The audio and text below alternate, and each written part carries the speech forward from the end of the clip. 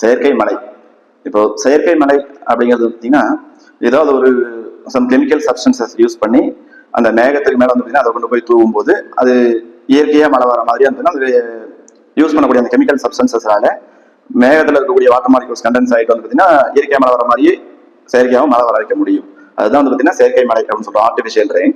Okay, இது வந்து artificial rain அப்படின்னு சொல்றோம், அதாவது செயற்கையா உருவாக்கக்கூடிய மழை. அதாவது மழையை வந்து பார்த்தீங்கன்னா யாரும் உருவாக்கல, ரெயின் ஆல்ரெடி இருக்கக்கூடிய அந்த கிளவுடை வந்து பார்த்தீங்கன்னா ஒரு கெமிக்கல் ப்ராசஸ் மூலம் தானே நடக்கூடிய ஒரு ப்ராசஸ் இன்டியூஸ் பண்ணி செயற்கையா மழையா மாத்துறோம் அந்த மேகத்தை. இதுதான் வந்து பார்த்தீங்கன்னா செயற்கை மழை அப்படின்னு சொல்றோம். ஓகே, செயற்கை மழை எப்படின்றது டீட்டெயிலாக பார்க்கறதுக்கு முன்னாடி இயற்கை மழை நார்மலாகவே மழை எப்படி வருது அப்படிங்கிறத நம்ம தெரிஞ்சுக்கணும். ஓகே, அதுக்கு முன்னாடி இந்த செயற்கை மழையை பத்தி நம்ம ஏன் இப்போ பேசுறோம் அப்படின்னு பார்த்தீங்கன்னா, டெல்லி கவர்மெண்ட்டும் ஐஐடி கான்பூரும் சேர்ந்து டெல்லியில வந்து பார்த்தீங்கன்னா செயற்கை மழை வர வைக்கிறதுக்காக வந்து பிளான் பண்ணியிருக்காங்க. இது இந்த ப்ராஜெக்ட் 2-3 months போயிட்டு இருக்கு.